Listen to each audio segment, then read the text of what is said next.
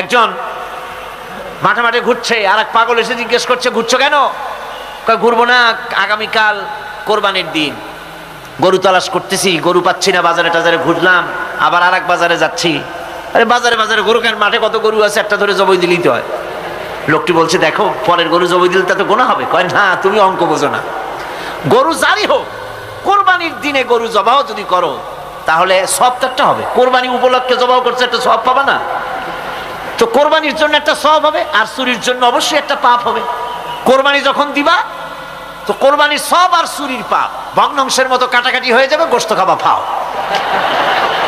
তো মানুষের অবস্থা তো তাই হয়েছে। মানুষের অবস্থা হয়েছে শবে বরাতে সারা রাত জাগবো, কান্দাকাটি করবো, ফাও ফাও গুনাহ মাফ হয়ে যাবে, আর গোশত রুটি তো আসি, যদ্দূর পারলাম খাইলাম। পরের দিন টু ফুর্তি, নো চিন্তা। নাউযুবিল্লাহি মিন যালিক। এই কান্দারও দাম নাই, আর এই ধরনের রাত জাগারও দাম নাই, এই ধরনের ইবাদত করেও দাম নাই। ইবাদতটা হচ্ছে জীবনের সব ক্ষেত্রে ইবাদত করতে হবে। ইবাদত সম্পর্কে মিস ইন্টারপ্রিটেশন যেটা এসেছে, ভুল অর্থ যেটা এসেছে, সেই ভুল অর্থের কারণে মানুষ শুধু মনে করে নামাজ রোজা হজ যাকাতই শুধু ইবাদত না।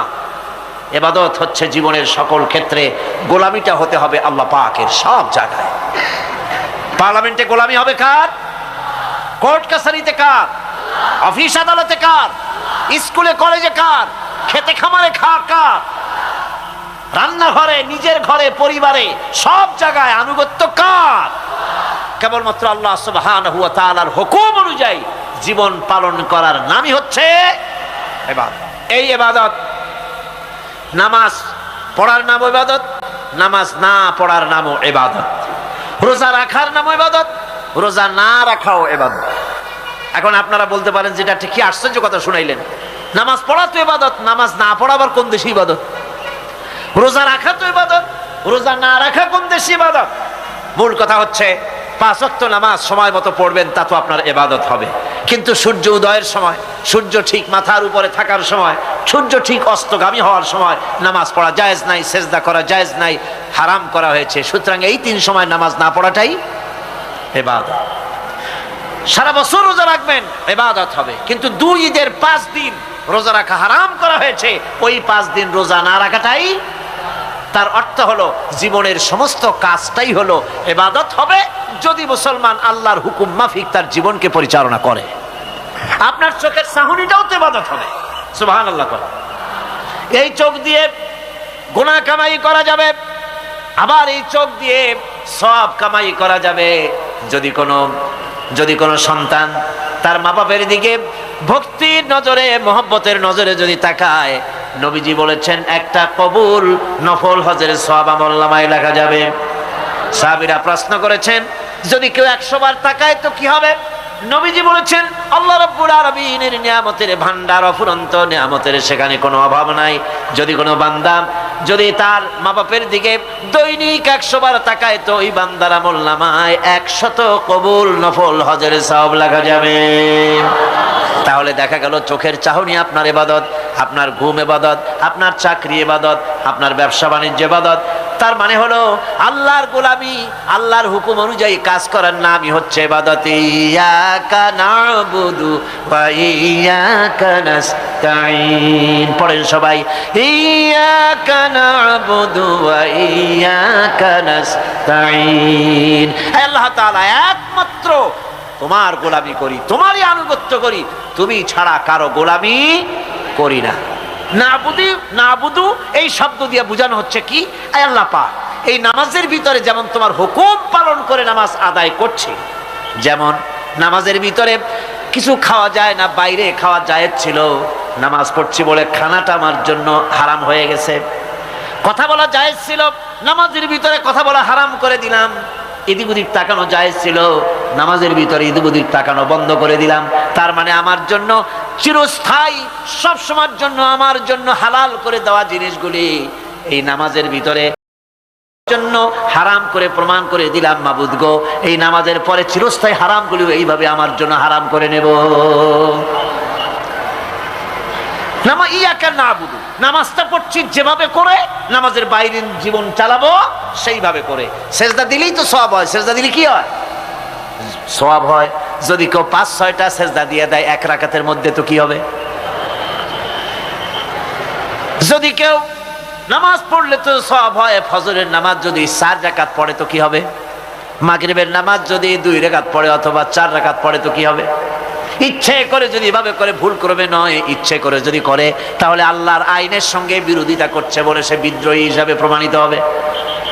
সুতরাং কথা হচ্ছে নামাজের ভিতরে আয় আল্লাহ পাক ইয়াকা, এই নামাজের ভিতরে তোমার হুকুম মেনে যেভাবে নামাজ আদায় করি, নামাজের বাইরের জীবনটাও তোমার হুকুম মেনে পালন করব। এটাই হচ্ছে ইবাদতের মূল থিম, মূল আইডিয়া, মূল ফিলসফি। আমার বন্ধুগণ, এবার আল্লাহ রাব্বুল আলামিন বলছেন, যদি আমার সঙ্গে দেখা করতে চাও, আল্লাহর সঙ্গে যদি কোনো বান্দা দেখা করতে চায়, আমরা আল্লাহরে দেখতে চাই কিনা? চাই কিনা আল্লাহকে দেখতে? আল্লাহ পাক বলছেন, আমারে যদি দেখতে চাও, ফামান কানা ইয়ারজু লিকা রাব্বিহি ফালইআমাল আমালান সালিহান ওয়ালা ইউশরিক বিইবাদাতি রাব্বিহি আহাদা। আমার সঙ্গে যদি দেখা করতে চাও, তোমাদের মধ্য থেকে কেউ যদি আমার সাথে দেখা করতে চায়, সে যেন ভালো কাজ করে, ভালো আমল করে, আর আমার ইবাদতের সঙ্গে কাউকে যেন শরীক না বানায়, তাহলেই আমার সঙ্গে কিয়ামতে দেখা হয়ে যাবে। জোরে বলেন সুবহানাল্লাহ।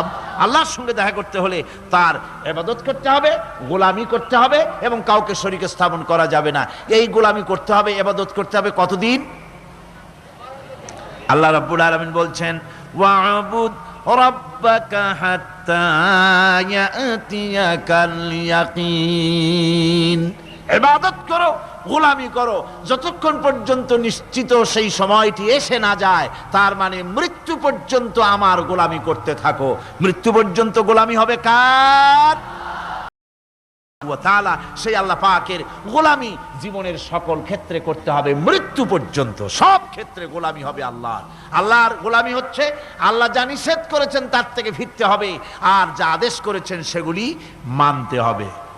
যারা নিজেদের সৃষ্টির উদ্দেশ্য বোঝে না, আল্লাহর সামনে মাথা নত করার পরিবর্তে অহমিকতা করে, অহংকার করে, আল্লাহর সামনে মাথা নত করে না, ইবাদত করে না আল্লাহ, তাদের সম্পর্কে আল্লাহ রাব্বুল আলামিন বলছেন, ইন্নাল্লাযীনা ইস্তাকবিরুনা আন ইবাদাতি সায়াদখুলুনা জাহান্নাম আখিরিন। যারা আমি আল্লাহ আমার ইবাদত করে না, আমার গোলামি করে না, আমার সামনে মাথা নত করে না, অহংকার অহমিকতা করে যারা জীবন চালায়, আমি কিয়ামতের দিন তাদেরকে লাঞ্ছিত করব আর জাহান্নামে পাঠাবো। যারা আল্লাহর গোলামি করবে না, আল্লাহর ইবাদত করবে না, অস্বীকার করবে আল্লাহকে, অহমিকতা করে চলবে, তাদের জায়গা হবে কোথায়? জাহান্নাম। মানুষের মর্যাদা বাড়ে আল্লাহর গোলামিতে। মর্যাদা বাড়ে কিসে? আল্লাহর গোলামিতে। গোলামি করলেই মর্যাদা বাড়বে। এই কারীমের মধ্যে সবচেয়ে মাহবুব আল্লাহ পাক তখন নাম নেন নাই, আব্দুন শব্দ ব্যবহার করেছেন, গোলাম বলেছেন, বান্দা বলেছেন। আমার বান্দা। বান্দা হচ্ছে মানুষের জন্য সবচেয়ে বড় ডিগ্রি আল্লাহর পক্ষ থেকে। আলিম, ওলামা, পীর, বুজুর্গ, সাহাবী, পেগম্বর, নবী, রসুল, সবচাইতে বড় খিতাব হচ্ছে আব্দ। আল্লাহর গোলাম হওয়া, আল্লাহর প্রিয় ডাক হচ্ছে আব্দ। তাকে সবচেয়ে বেশি ভালোবাসেন, যাদেরকে বেশি ভালোবাসেন তাদেরকে আব্দ বলেছেন। কি বলেছেন বলুন? আব্দ, বান্দা। আল্লাহ পাক এই সবচাইতে বেশি ভালোবেসেছেন কাকে? মুহাম্মদুর রাসূলুল্লাহ সাল্লাল্লাহু আলাইহি ওয়াসাল্লামকে। তাকে আল্লাহ পাক সবচেয়ে বেশি ভালো। আলামিন তার হাবিবকে কি নাম দিয়ে ডাকতেছেন? নাম নেন নাই, নবী এবং রাসূলও বলেন নাই।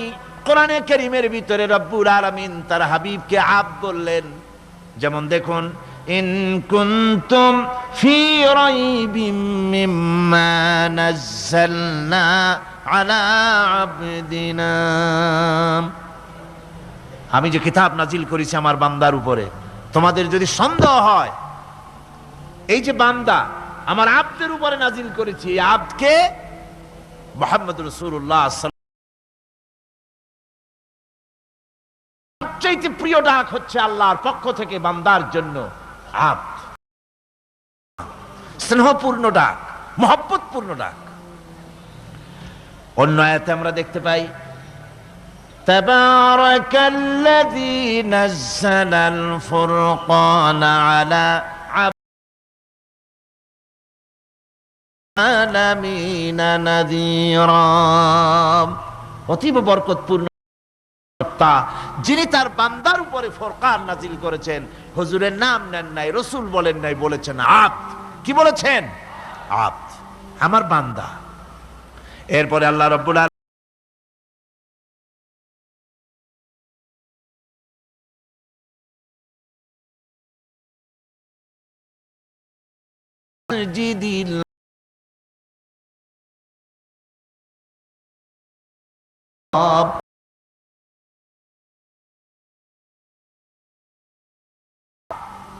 যিনি তার বান্দাকে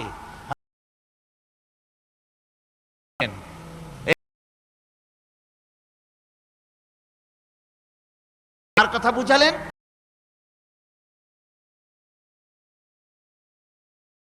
তিনি হচ্ছেন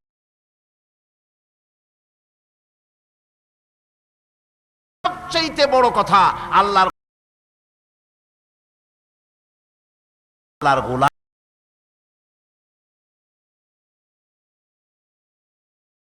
কারো কারো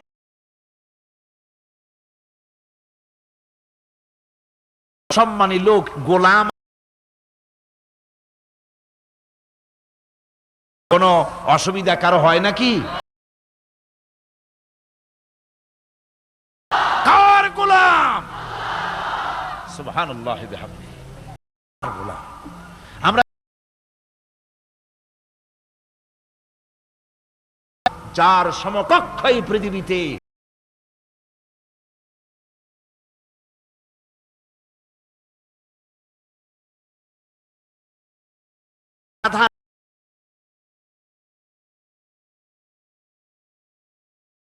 তুমি কি জানো বান্দার উপরে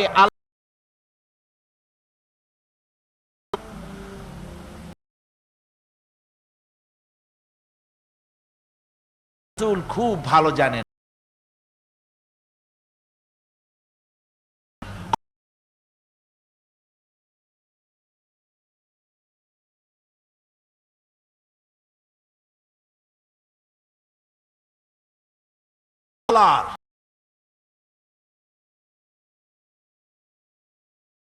শরীর